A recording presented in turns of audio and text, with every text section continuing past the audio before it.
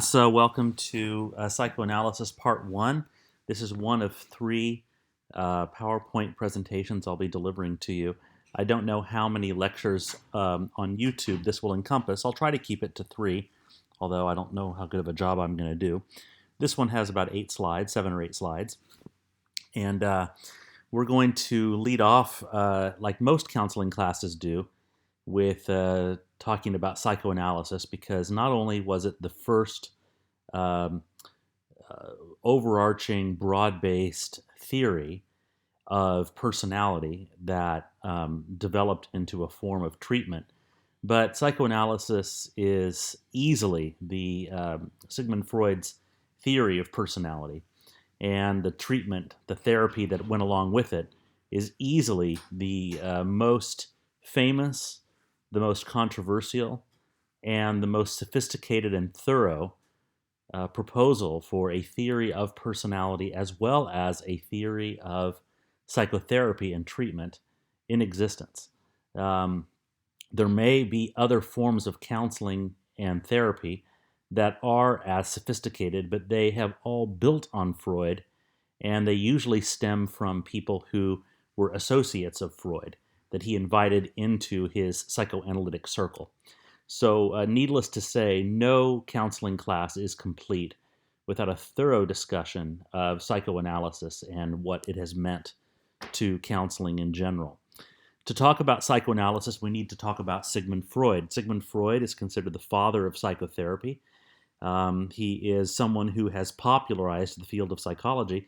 Ironically, he was not a psychologist, and he wasn't even a psychiatrist. So the two fields that he probably most heavily influenced, psychology and psychiatry, he was not involved in either one of them. He was, in fact, educated as a neurologist. He was a medical doctor. Now, psychiatrists are medical doctors. Psychiatrists have earned an MD. Some psychiatrists are actually educated as osteopaths, so they actually have a DO degree. But the overwhelming majority of them are medical doctors, and Freud was trained as a neurologist. We'll talk a little bit more about his educational background here quite soon. He was, along with Albert Einstein, named by Time magazine as and along with Charles Darwin. Charles Darwin, Albert Einstein, and Sigmund Freud were considered by Time magazine to be the most influential thinkers of the last 500 years. An extraordinary award, and beating out people like Leonardo da Vinci and other polymaths and wonderful scientists. Why is Sigmund Freud held in such high regard as a person of influence, even if he remains a somewhat controversial figure? Well, to put it bluntly, he completely changed, almost single-handedly, the entirety of how we understand the human psyche and the human personality. So just as a way of reminder, what is psychoanalysis? Psychoanalysis is an understanding of how personality works, but it is also a form of therapeutic treatment. It is also, in a way, one way to look at the world. In fact, many people who employ psychoanalytic techniques are not psychologists or psychiatrists at all, but are literary critics. In other words, it is because of Sigmund Freud that we start to understand how other people operate. Because of Freud, we understand how we can read other people's motives. Before Freud, this was much more rare. We would try to understand the mystery of human beings, but nobody proposed a theory for why we do what we do, and then offered the promise of being able to discover it. So Sigmund Freud heavily influenced Western thought, certainly influenced in terms of philosophy, medicine, psychology, etc., and was perhaps the greatest mind of the 20th century. Because what he proposed was so revolutionary, was so controversial, and also because what he proposed came from a very specific point of view, namely that of a Western, white, male, European, at a particular place in time in Vienna, Austria. He was Austrian. It is also almost impossible not to talk about Freud with also talking about where people have disproven some of his theories or where he has remained controversial. For example, here, I'll just give a couple of examples here. Number one, for a good majority of Sigmund Freud's career, he was under the influence of drugs. In his early years, cocaine. Later in life, morphine. Coming up with a lot of his theories while intoxicated does not bode very well for um, his overall coherence. I would also counter that his mind must have been incredibly brilliant if he was able to come up with what he came up with if he was under the influence of drugs for as long as he was. Secondly, a lot of feminist theorists and philosophers and psychologists and psychiatrists have criticized Freud's theories as being too male-centric and perhaps too misogynistic. Um, some of this involves his discussion of anxiety and how he tried to link some of the symptoms that men and women experience to physiological and anatomical differences between men and women. Um, for example, I'll just name one of his more controversial theories is the castration complex. Sigmund Freud believed that one of the reasons why men tended to have stronger characters than women is because he believed that men had to overcome more than women. And you might say, well, what are you talking about? How in the world is that possibly true, considering what women have had to go through for centuries? Freud said, yes, in that sense, yes, women have had to go through just as many difficulties as men. But men, especially from a very young age, have had to deal with one incredibly anxiety-provoking situation. And that is, he believed that men had the very real fear that their fathers would cut off their penises. Now, this castration anxiety, this fear that their father would find out about each boy's secret love of his mother and get angry about it and punish that child by cutting off his penis, a castration anxiety, signaled to Freud that men have to find a way to overcome this basic fear and identify with rather than combat their father, who they saw as the rival for their mother's affections. And because of this incredible battle that men had to do at a very young age, he said that men had developed a stronger sense of character. Now, this is a theory that's almost impossible to prove, and for one, it could potentially result in a biased attitude against women.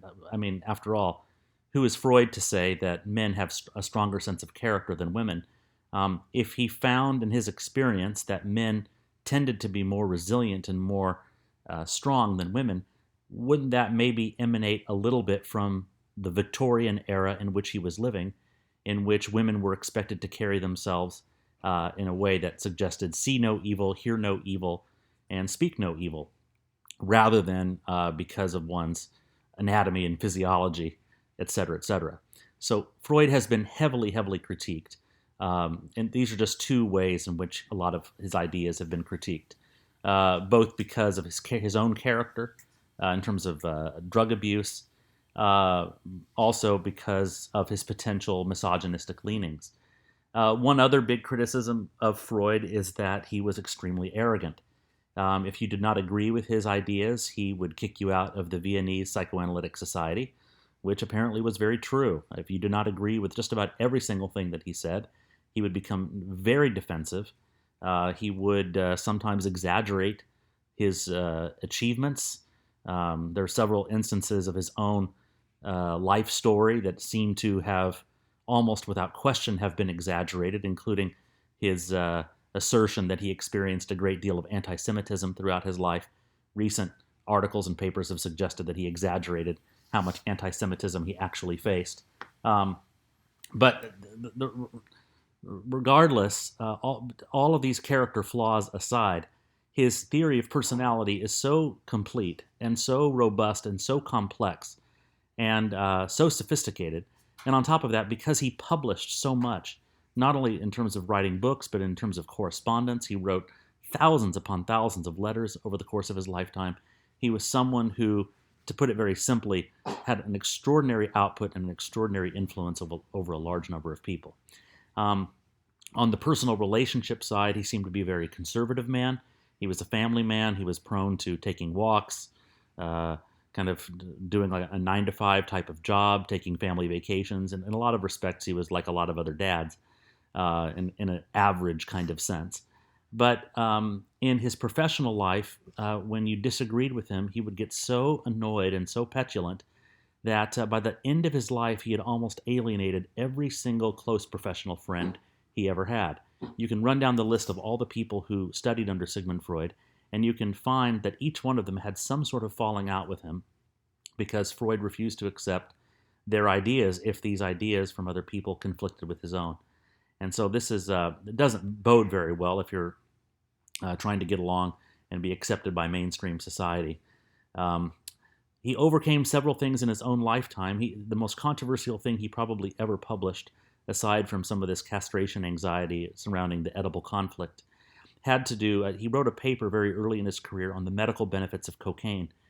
He found that he believed early on in his career that if a patient took cocaine, that they ended up having a reduction in a lot of their symptoms of pain, symptoms of depression, and things like that. And of course, he did not do the legwork and discover that it was a horrifically addictive drug, and several people who took cocaine would run an increased risk of having stroke or heart attack or another effect as a result of overdose. And this cost him his reputation very early on in his career.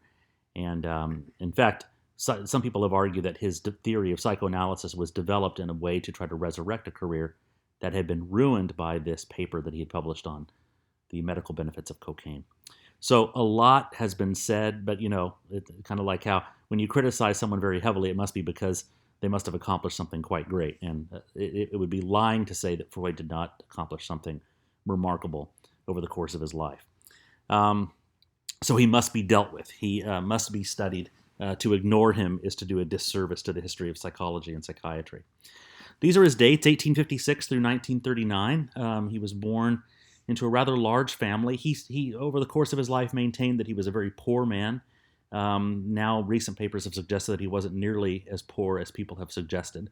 But one thing he did say is that he remembers from a very, very early age being the favorite child of his mother and father. And he said, don't ever underestimate what an effect this can have on a child. He said most children in most families know when they are their family's favorite and when they are not their family's favorite. Even if a parent says, I love you just as much as anybody else, or you're my favorite child, he argued most kids can tell when they actually are the parent's favorite. And whether Freud was the favorite or not, Freud said, I absolutely knew that I was the favorite child of my parents. He was very brilliant from an early age, and he got lots of extra attention and a lot of extra favors because of his brilliance, and he got extra schooling. All accounts seem to suggest that his parents made some degree of sacrifice financially to send him to some very good schools. Freud said that the single biggest incident that traumatized him in his childhood was he remembered one time his father, who was Jewish, was told by an Austrian man something along the lines of an insult about his being Jewish, and that he knocked his father's hat off of his head. So imagine that Freud, as a little boy, is walking down the street with his father, and an anti-Semitic person came up to Sigmund Freud's father and cussed him out and called him a racial slur, and then knocked his hat off of his head. And Freud said, I looked at my father as he reached down and himself picked up his own hat and walked on and said nothing. And he said, I felt the deepest sense of shame toward my father. I felt so badly about how my father did not stand up and fight back this man. And he said he carried with this feeling of shame about his father for the rest of his life, and wished that his father had responded with greater strength. Freud was very sensitive about anti-Semitism for much of his life. But again, a lot of biographers in recent years have suggested that he has exaggerated the degree to which he was a victim of anti-Semitism.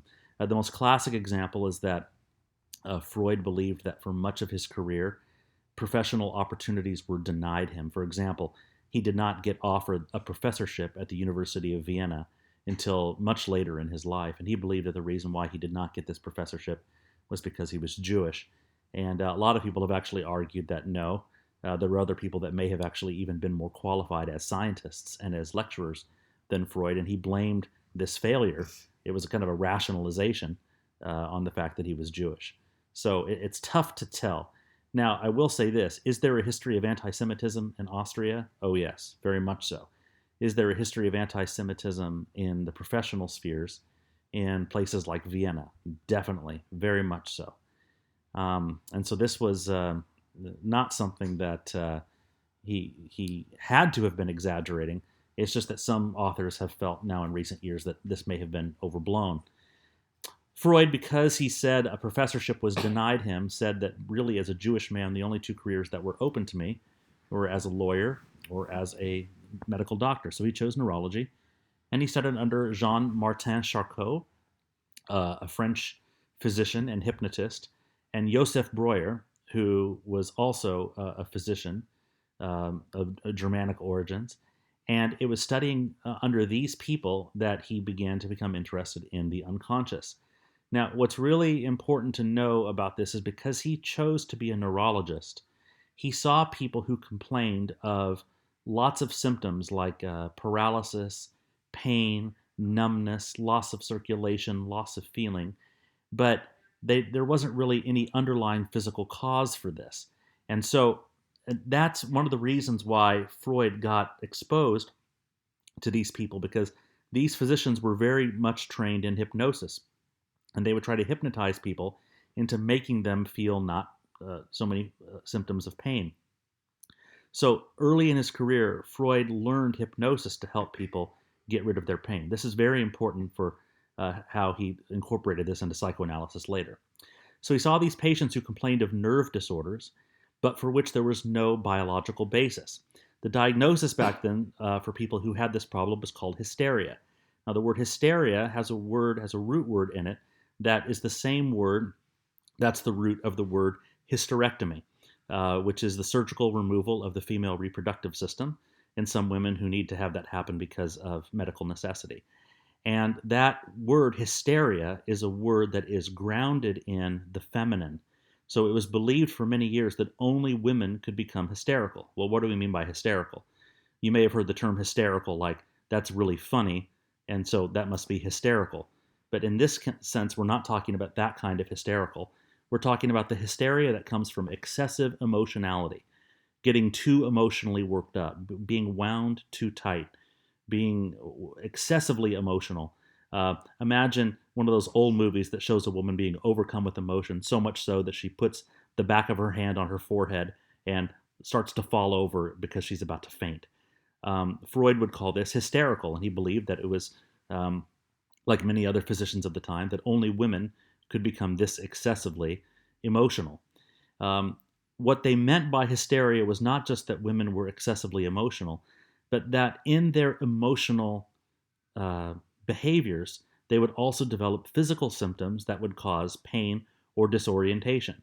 Like, for example, it was possible for a woman to become so overwhelmed with fear and worry and anxiety and concern that she may develop paralysis.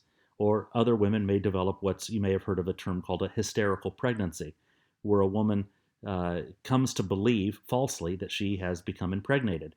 And she will begin to develop, strangely, even though there's no biological basis for it, she will develop symptoms that look like pregnancy. She'll begin to gain weight around her midsection. She'll begin to retain water. She'll begin to get tired. And all of it is the power of the unconscious, and she's responding to a placebo effect. And so these doctors worked with these patients for a long time, but they could not cure anyone. The cures were very, very difficult. Now, you could hypnotize them, and this worked a little bit well, but it really didn't help them overall. So the big breakthrough for Sigmund Freud was the case of Anna O. Anna O is considered to be the first true case of psychoanalysis, and she later came out later and was very proud of this fact. She was very happy that she was the first case of psychoanalysis. She was an early case, a patient of Joseph Breuer, and Joseph Breuer brought Anna O to Sigmund Freud in a state of desperation. What had happened was Anna O had fallen in love with Joseph Breuer and had a hysterical pregnancy, and she basically said that her doctor, Joseph Breuer, had impregnated her. Now, of course, the pregnancy was very much false, but that didn't stop Anna O from publicizing this case. And in an effort to try and save his marriage and his career, Joseph Breuer quickly took a major sabbatical, went on an around-the-world vacation with his wife to get away from Anna O as quickly as possible. And in his desperation, he referred Anna O to Sigmund Freud. So what were her symptoms? Well, she came with two major classes of symptoms. Anna O had physical problems, so lots of pain, but then she also had mental confusion. She was kind of incoherent. She would tell rambling stories. Her memory was off. So what did Freud do? Well, being a young doctor and convinced that this is a nice challenge for him, Josef Breuer, my mentor, couldn't solve this woman's problem. Let's see if I can do it. So he was very eager to take the case. So the first thing he did was he hypnotized her. Maybe he thought, maybe if I hypnotize her, everything will be okay. So what happened was while she was hypnotized, she began to recall information about her past. But then when she came out of hypnosis, she couldn't remember anything about her past. She couldn't remember any of the recollections that she had made while she was hypnotized. But he had written down everything that she had said, and so when he read back to her what she said while she was kind of unconscious in this hypnotic state, she began to piece together the information little by little and start to have a more coherent life story, more coherent backstory. So Freud kept on hypnotizing her. And through this process of hypnotizing her, writing down what she said, then having her come out of hypnosis and telling her what she said, she was able to make the unconscious conscious, and she got to get better. So what improved in her was her mental confusion. But doing all of this did not improve any of her physical symptoms. Remember the aches and pains and the numbness, the paralysis, the tingling sensation, the weird physical symptoms that people would get when they were hysterical. This was not cured by hypnosis. The only thing that cured the physical symptoms was when they were able to link together the symptom that she was experiencing to the historical cause, something in her past that caused her to start feeling this way. This became known as the talking cure. The more I talk, the more I say some things, the more we can piece together the past. Anna O had her own special nickname for the talking cure. She called it chimney sweeping. She basically felt that it was kind of like a chimney sweep going up in an old chimney that had been covered in soot and swept it out and kind of cleaned out the cobwebs, so to speak, which meant for her cleaning out her very cluttered mind. Freud believed that this process of healing worked when the memory was uncovered, and then, while the woman remembered what was happening, she was able to directly confront the original situation that put her in that state of mind.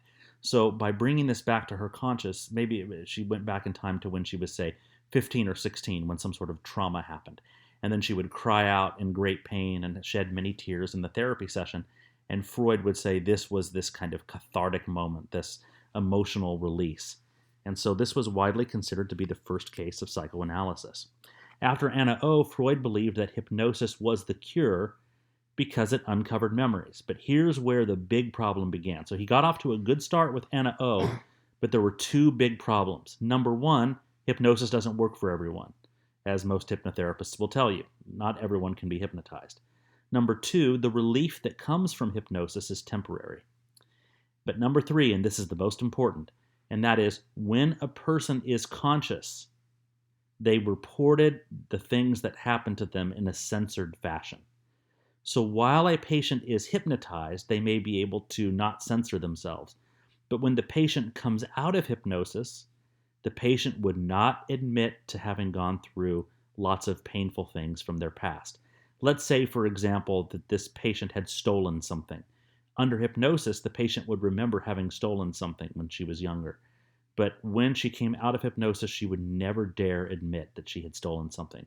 Or any kind of bad experience, either her as a victim or her as a perpetrator, these things were swept under the rug. So Freud kept on trying to talk about it, trying to get at it, and just found that there was just way too much censorship taking place. Well, one day, one of Freud's patients, frustrated with the back and forth of the questioning, said, "Let me speak."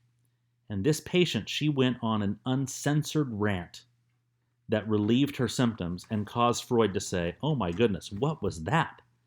Well, the term that Freud gave for this was called free association.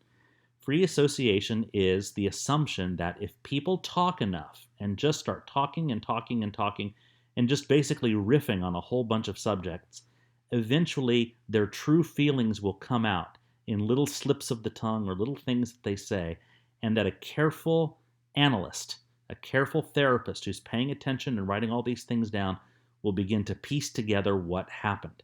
And this process of writing things down, bringing them up to the awareness of the patient, having the patient resist it and say, no, no, no, no, but then having the analyst come back and say, yes, yes, yes, That back and forth is the most difficult phase of psychoanalysis. It's called the working through phase.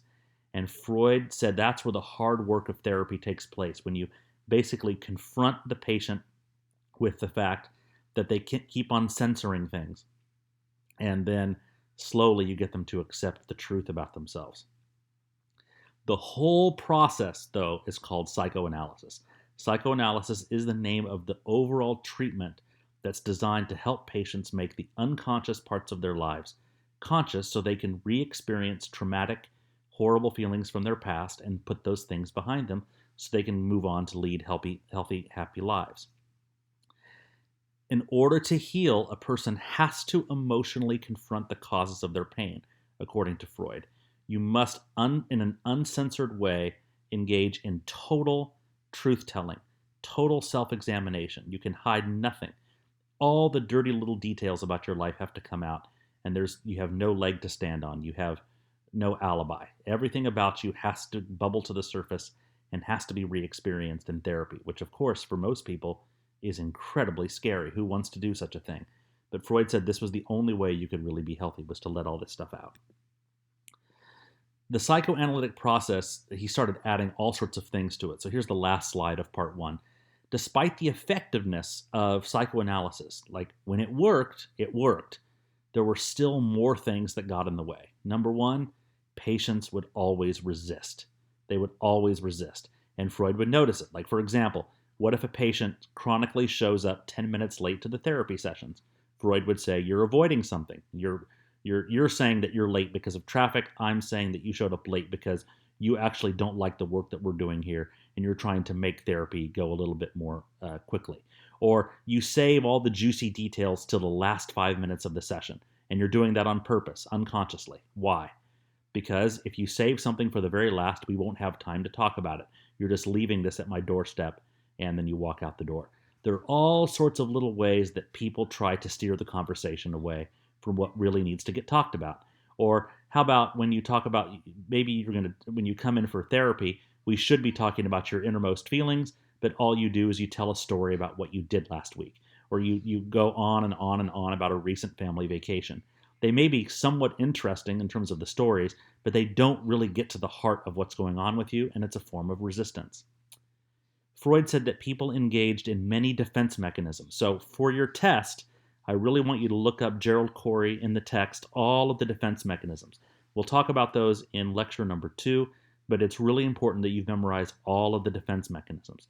These are defense mechanisms that the ego uses to protect itself from the painful truth of reality. Then we need to go through and do an analysis of transference and countertransference. Those are other terms you need to know that we'll talk about very soon. And we need to talk about Freud's writings on the subject of dreams, specifically the manifest content and the latent content.